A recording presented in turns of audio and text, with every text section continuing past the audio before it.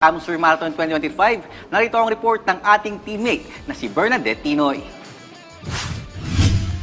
Hindi na maawat ang kaliwat ka ng marathon at fun run ngayong taon dahil na rin sa pagtangkilik ng mga Pilipino sa nasabing event.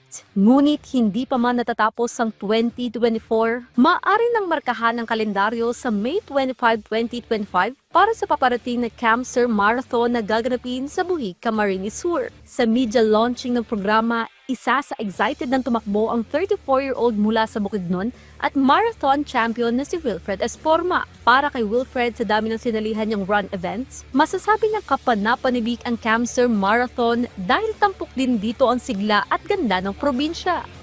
Nitong Camsur Marathon, paghahanda na natin ng maayos, so parang feeling ko medyo mataas yung elevation. So, kailangan natin ng mga hill training. So, akyat tayo ng kunting bundok, mga ganun. Tapos, siyempre yung focus sa training, tamang diet, and tamang tulog.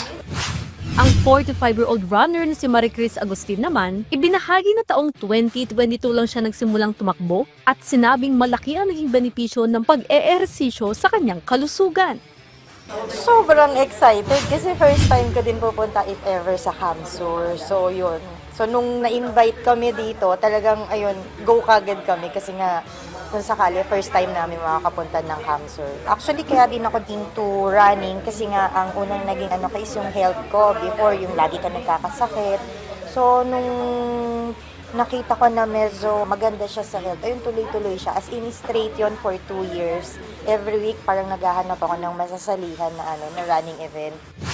Ayon kay Jose Ramizares, main organizer ng programa, maaaring lahukan ng mga runners ang mga kategorya gaya ng 42 km, 21 km, 10 km, 5 km at 500 meter dash para sa mga bata. Bukod pa rito ang mga prizes na pwedeng mabulsan ng mga kalahok. Ang objective ng Camsur Marathon is para makatulong sa mga kabataan sa Piña Francia Elementary School at makatulong na rin sa ginagawang building ng church rectory ng aming simbahan na Sagrada. Iniimbitaran po namin ang gabos na tao na mag-register, as in magdalagan, magtabang sa Camsur Marathon na gigibuhon sa Pamuntugan Park sa Buhi, Camarines Sur on May 25. Bernadette Tinoy para sa Pambansang TV sa Bagong Pilipinas.